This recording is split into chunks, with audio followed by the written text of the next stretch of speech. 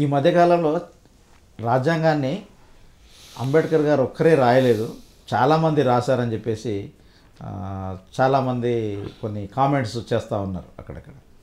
అసలు రాజ్యాంగాన్ని అసలు నిర్మాణం ఎట్లా జరిగింది సార్? రాజ్యాంగం సభ ఇండిపెండెన్స్ వచ్చిన వెంటనే రాజ్యాంగ సభ ఏర్పాటు చేయడం జరిగింది. Constituent assembly India independent act అని ఒకటి పాస్ చేసింది బ్రిటిష్ గవర్నమెంట్. దాని ప్రకారం కాన్స్టిట్యూంట్ అసెంబ్లీ ఏర్పాటైంది. సో దానికి అంబేద్కర్ గారిని ఓడించారు. దీనికి సర్దార్ వల్లభాయ్ పటేల్ ప్రధానమైన కారణం. ఓపెన్గా ఆయనే చెప్పుకున్నాడు, నేను ఓడించి తీరుతాను, కాన్స్టిట్యూంట్ అసెంబ్లీ ప్రవేశించకుండా చేస్తాను అంబేద్కర్ని అన్నాడు. సరే, తర్వాత జరిగినటువంటి పరిణామ క్రమంలో ఆయన బెంగాల్ నుంచి ఎలక్ట్ అవ్వడం, ఇదంతా డీటెయిల్స్లోకి పోతే చాలా అవుతుంది కాబట్టి దీనికి పరిమితమయ్యా నేను చెప్తున్నాను. కాన్స్టిట్యూంట్ అసెంబ్లీలోకి ఎంటర్ అయ్యాడు అంబేద్కర్ గారు. ఎంటర్ అయిన వీళ్ళు ప్రయత్నాలు చేస్తున్నారు. ఇప్పుడు నెహ్రూ గారు కానీ, లేదు గాంధీ గారు తర్వాత ఇంటర్ఫియర్ అయ్యాడు. ఆయన సలహా తీసుకుంటూ ఉండేవారు, వీళ్ళు ఒక నిర్ణయం తీసుకుంటూ ఉండేవారు, ఎలా చేయాలనుకుంటున్నామనేవారు. సో నెహ్రూ ప్రధానమైన పాత్ర, అలాగే సర్దార్ వల్లభాయ్ పటేలు, వీళ్ళు ఆ రోజుల్లో లీడింగ్ ఫిగర్స్ కాబట్టి కాంగ్రెస్ పార్టీని నడుపుతున్నారు, ఉద్యమాన్ని నడిపిన వాళ్ళే వీళ్ళంతా కూడాను. వీళ్ళు రాజ్యాంగం రాయడానికి ఎవరు సూటబుల్ అని వాళ్ళు మొదలుపెట్టారు, ఒక సెర్చ్ మొదలుపెట్టారు, ఎక్కడ దొరుకుతారు ఇంతమంది ఎక్స్పర్ట్ ఎవరని. మరి సర్దార్ వల్లభాయ్ పటేల్ కూడా అడ్వకేటే, నెహ్రూ గారు కూడా అడ్వకేటే, ఆ మాటకు వస్తే గాంధీ గారు కూడా అడ్వకేటే. మరి ఇలా రాయవచ్చు కదా, ఎక్కడికో వెతకడం ఎందుకు? అందువల్ల వీళ్ళు ఏం చేశారంటే, అప్పుడు well known constitutional expert internationally professor ఐవర్ Jennings అని లండన్లో ఉంటాడు. ఆయన అక్కడ యూనివర్సిటీకి కూడా వైస్ ఛాన్సలర్. ఆయన పెద్ద ఎక్స్పర్ట్. అప్పటికే మలేషియాకి, శ్రీలంకకు కూడా రాశాడు కాన్స్టిట్యూషన్, ఇండియాకి కూడా రాస్తాడు. ఆయన ఒక టీంని పంపించారు ఆయన దగ్గరికి, అయ్యా మీరు రాయాలి మాకు కాన్స్టిట్యూషన్ అని. ఈ టీము ఆయనతో డిస్కస్ చేసినప్పుడు ఆయన అన్నాడు, మలేషియా చిన్న కంట్రీ, అలాగే ఇండియాలో ఒక స్టేట్ కంటే కూడా చిన్నయ్యాయి, శ్రీలంక యూపీ కంటే చిన్నది. సో ఆ కంట్రీస్కి నేను రాయగలిగాను తప్పించి ఇండియా లాంటి కంట్రీ, ఇది ఒక పెద్ద సబ్ కాంటినెంట్, ఎన్ని భాషలు, ఎన్ని లాంగ్వేజెస్, ఎన్ని రిలీజన్స్, ఇవన్నీ కూడా ఈ ప్రజలను సంతృప్తిపరిచేటువంటి రాజ్యాంగాన్ని నేను రాయాలంటే జరగదు, అది కష్టమైన పని నాకు. నేను మళ్ళీ ఇండియాని అంతా స్టడీ చేయాలి, స్టడీ చేయడానికే నాకు 5 సంవత్సరాలు పడుతుంది, స్టడీ చేసాక కాన్స్టిట్యూషన్ రాయాలి, ఇది జరగని పని నా వల్ల కాదు ఇది. మరి ఎలాగంటే, మీకు డాక్టర్ బిఆర్ అంబేద్కర్ తెలుసా అని అడిగాడు. తెలుసు అన్నారు. అంత ఎక్స్పర్ట్, మీరంతా నన్ను ఎక్స్పర్ట్ ఏదైతే అనుకుంటున్నారో equally competent and in some respect more than me అని వీళ్ళకి చెప్పాడు. దాంతో వెనక్కి వచ్చి నెహ్రూ గారికి రిపోర్ట్ ఇచ్చారు, అయ్యా జెన్నింగ్స్ ప్రొఫెసర్ ఇట్లా చెప్పుకొచ్చాడు, ఆయన మనం ఎక్స్పర్ట్ అని మనం ఆయన దగ్గరికి పోతే, మీ దగ్గరే ఉన్నాడు కదా ఎక్స్పర్ట్ అని ఆయన చెప్పాడు అంబేద్కర్ అంటే. అప్పుడు వీళ్ళు సర్దార్ వల్లభాయ్ పటేల్ పూర్తిగా వ్యతిరేకిస్తున్నాడు కదా, ఆయన ఈయన అందరూ, గాంధీ గారు కూడా చివరికి. ఇది ఎందుకంటే ఒక ఎక్స్పర్ట్, మన వాళ్ళు ఏమంటే ఇండియా వాడుకి మన గొప్పతనం తెలియదు, ఇక్కడ ఉన్నవాడు ఏదో మనకు సామెత ఉర్దూలో సాగుతుంది కదండి, దాల్ బరాబర్ అన్నట్టు చూస్తారు వీళ్ళు. అందులో అంబేద్కర్ అనగానే తక్కువ కులం వాడు కాబట్టి వీడికి ఏమొచ్చిరా అనుకుంటారు, ఎంత ఎక్స్పర్ట్ అయినా తక్కువ అసెస్మెంట్ చేస్తూ ఉంటారు. ఇది కులంలో ఉన్నటువంటి దౌర్భాగ్యం భారతదేశంలో. సో ఆయన వీళ్ళంతా మొత్తం మీద అయితే అంబేద్కరే ఎక్స్పర్ట్ కాబట్టి ఆయనకే మనం ఇంట్రెస్ట్ చేద్దామని రాజ్యాంగాన్ని నిర్మాణం చేసేటు డ్రాఫ్టింగ్ బాధ్యత ఆ కమిటీకి చైర్మన్గా ఇచ్చారు. అయితే ఇప్పుడు ఏమంటారు వీళ్ళంతాను, లేదయ్యా ఒక ఐసిఎస్ ఆఫీసర్ ఉన్నాడు ఆయన ఇదంతా తయారు చేశాడు, లేదు నెహ్రూ గారు ఆబ్జెక్ట్ రెజల్యూషన్ పెట్టాడు, ఇట్లా మిగతా మెంబర్స్ అని ఇట్లాగా. ఆ రకంగా చూసుకుంటే ఏకంగా 7,000 పైగా ఇటువంటి ప్రపోజల్స్ పెట్టారు. 7,000 పైన. అంబేద్కర్ గారు అందులో ఒక 2,000 వరకు యాక్సెప్ట్ చేసి దానికి రిప్లై ఇచ్చి డిస్పోజ్ చేసేసాడు. అందులో ఒకటి పనికిరావని చెప్పాడు. నెహ్రూ గారు ఆబ్జెక్ట్ రెజల్యూషన్ ఏదైతుందో రెజల్యూషన్ పెట్టినంత మాత్రాన్ని అది రాజ్యాంగంలో అదే పద్ధతిలో రావాలని ఎక్కడా లేదు. అంబేద్కర్ అన్ని ప్రపోజల్స్ తీసుకోవాల్సిన బాధ్యత కాన్స్టిట్యూంట్ అసెంబ్లీలో ప్రవేశపెడతారు. దాన్ని ప్రవేశపెట్టిన దాన్ని ఈయన ఎగ్జామిన్ చేసి ఇది ఎంతవరకు పనికొస్తుంది, ఏ రకమైన డ్రాఫ్టింగ్ మనం ఇందులో చెయ్యాలి. లీగల్ డ్రాఫ్టింగు, కాన్స్టిట్యూషన్ డ్రాఫ్టింగ్ అంటే supreme law of the country. ఒక చిన్న డాక్యుమెంట్ రాయడమే కష్టం. Supreme law of the country, ever lasting law of the country, దాన్ని తయారు చేయాలంటే ఆయనకి ఎంతో ఎక్స్పర్టైజ్ కావాలి, నాలెడ్జ్ ఉండాలి. ఆయన నిష్ణాతుడు కాబట్టి లాలోనే 60 దేశాల కంటే ఎక్కువ కాన్స్టిట్యూషన్ స్టడీ చేశాడని అలా చెప్తున్నారు. స్టడీ చేశాడు కాబట్టి 60 కాన్స్టిట్యూషన్లు మొత్తం కాపీ చేస్తాడా? ఇప్పుడు కవిత్వం రాస్తూ ఉంటారు.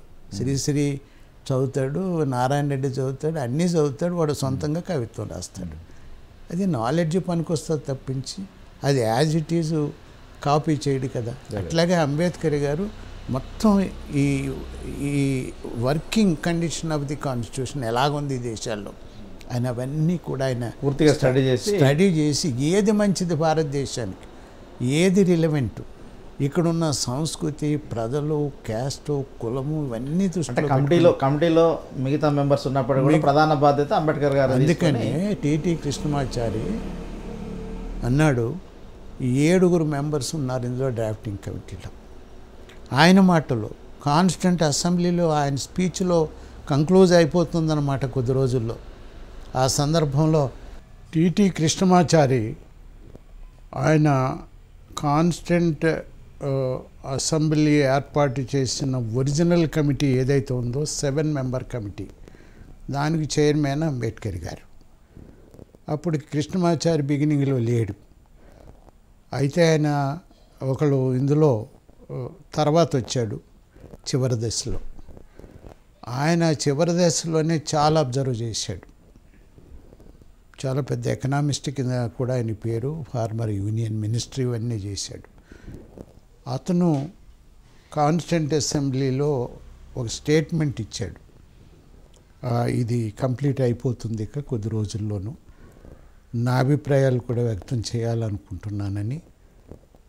ఆయన ఏమన్నాడంటే 7 మెంబర్ ఉన్నప్పటికీ కూడా అందులో ఒక ఆయన ముందే వేసిన తర్వాత చనిపోయాడు, ఆయన ప్లేస్లో మరొకరిని వేయలేదు. అలాగే ఇంకొకళ్ళు ఎప్పుడూ కూడా విదేశాల్లోనే ఉండేవాడు. ఆయన ఒక యుఎన్ మెంబర్ ఏదో ఉన్నాడు, ఆయన ఎప్పుడూ అటెండే కాలేదు ఈ డ్రాఫ్టింగ్ కమిటీకి. అలాగే ఇంకొక 2 అనారోగ్య కారణాల వల్ల అసలు అటెండ్ అయ్యేవారు కాదు. ఒక ఆయన ఎప్పుడూ కూడా ఆయన రాష్ట్రంలో ఉన్నటువంటి రాజకీయాలను కంప్లీట్గా నడుపుకునేవాడు, దాని మీదే కాన్సన్ట్రేషన్ తెప్పించి దీనికి అటెండ్ అయ్యేవాడు కాదు.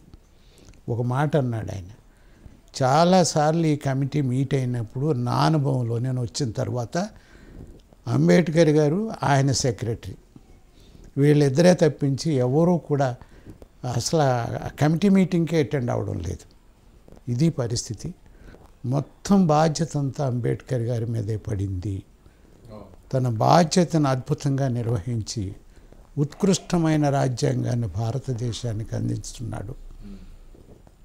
ఆయన కృషి మరిచిపోలేనిది. ఎవరైనా సరే దేశానికి ఈ రకంగా ఆయన సేవ చేశాడంటే అది నిజంగా మనం ప్రశంసించవలసినటువంటి అంశమని కూడా ఆయన చాలా స్పష్టంగా చెప్పాడు.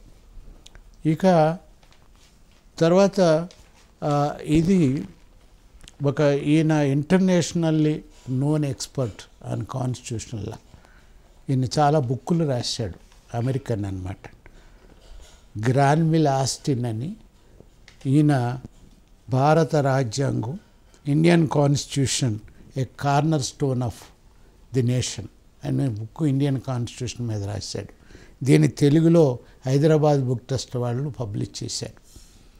ఇందులో చాలా స్పష్టంగా రాసుకొచ్చాడు అంబేద్కర్ రోజు ఆయన ఇచ్చినటువంటి ఆన్సర్స్ ఏంటి, అసలు ఈ ఆబ్జెక్టివ్ ప్రపోజల్ వచ్చింది కానీ దీన్ని ఫుల్ ఫామ్ ఇచ్చింది ఎవరు, ఇంత ఎఫెక్టివ్గా డ్రాఫ్ట్ చేసింది ఎవరు, ఏంటి, ఇదంతా కూడా ఆ రోజుల్లో జరిగిన డిస్కషన్స్ అన్నీ రాసుకొచ్చాడు.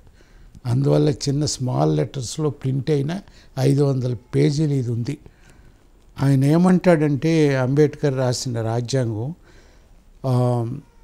భారత రాజ్యాంగ సామాజిక విప్లవానికి ఎంతో దోహదపడుతుంది ఈ రాజ్యాంగం చిత్తశుద్ధితో కానీ అమలు చేస్తే, సామాజిక విప్లవానికే దారితీస్తుంది అన్నాడు. అంత అద్భుతంగా రాశాడు.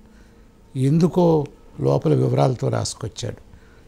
అలాగే భారతదేశం ఒక ఆధునిక శక్తిగా ఎదగడానికి కూడా ఉపయోగపడుతుంది అన్నాడు. ఇప్పుడు మరి మన ప్రైమ్ మినిస్టర్ క్లెయిమ్ చేస్తున్నారు కదా, మనది 6th 7th డెవలపింగ్ నేషన్ ఉంది, అంతర్జాతీయంగా మనం ఎదుగుతున్నాం బాగాను అని ఏదైతే చెప్తున్నారో ఈయన కాన్స్టిట్యూషనల్ ఎక్స్పర్ట్ అదే ఎక్స్ప్రెస్ చేశాడు. ఏనాడో రాసింది ఇది, ఆయన భారతదేశంలో ఉండి రాశాడు ఇదంతా కూడా అక్కడి నుంచి వచ్చి. ఇట్లాగా అంబేద్కర్ యొక్క రాజ్యాంగాన్ని ఇంత అద్భుతంగా ప్రపంచం అంతా ఎప్రిషియేట్ చేస్తుంటే, కాన్స్టిట్యూషనల్ ఎక్స్పర్ట్స్ అంతా దీన్ని ఎప్రిషియేట్ చేస్తుంటే, మన దేశంలో ఉన్నటువంటి కులతత్వవాదులు కులాన్ని దృష్టిలో పెట్టుకుని అంబేద్కర్ గొప్పతనాన్ని తగ్గించి చేయడానికి చివరికి ఇప్పుడు ఏమంటే ఈ అంబేద్కర్ పేరు రోజు రోజుకి అంతర్జాతీయంగా పెరిగిపోతుంది కాబట్టి ఆయన యొక్క ఆ పేరు ప్రఖ్యాతులను తగ్గించడానికి అసలు అంబేద్కర్ రాజ్యాంగాన్ని తీసేసి కొత్త రాజ్యాంగాన్ని తీసుకొస్తే బాగుంటుంది కదా అని మనుధర్మ శాస్త్ర ఆధారంగా వీళ్ళు ఒక కొత్త రాజ్యాంగాన్ని తీసుకురావాలని ఒక ప్రయత్నం చేస్తున్నారు. ఇది మనం ఎస్పెషల్లీ క్రింది వర్గాలంతా కూడా గమనించాలి, గుర్తించాలి. కుట్ర జరగకుండా మనం అడ్డుపడవలసినటువంటి బాధ్యత కూడా అందరి మీద ఉంది. If you like this video, please like it, share it, and for more videos, please subscribe to our channel.